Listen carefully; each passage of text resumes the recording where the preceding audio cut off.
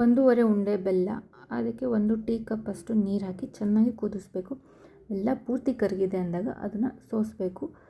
ಸೋಸೋದ್ರಿಂದ ಅದರಲ್ಲಿರೋ ಕಲ್ಲು ಸಪ್ರೇಟ್ ಆಗುತ್ತೆ.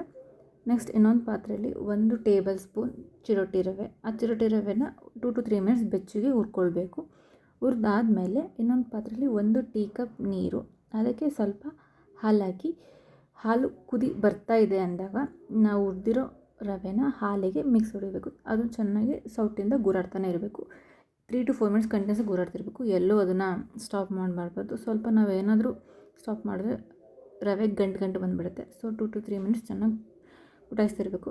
ಅದಕ್ಕೆ ನಾವು ಬೆಲ್ಲ ಮತ್ತು 1 ಸ್ಪೂನ್ ತುಪ್ಪ ಹಾಕಿ ಮತ್ತು 1 to 2 ಮಿನಿಟ್ಸ್ ಚೆನ್ನಾಗಿ ಗುರಾಡಬೇಕು. ಫುಲ್ಲು ಅದು ಗಂಜಿ ಅನ್ನೋದು ತಿಕ್ ಕನ್ಸಿಸ್ಟೆಂಟಲ್ಲಿ ಇರಬೇಕು.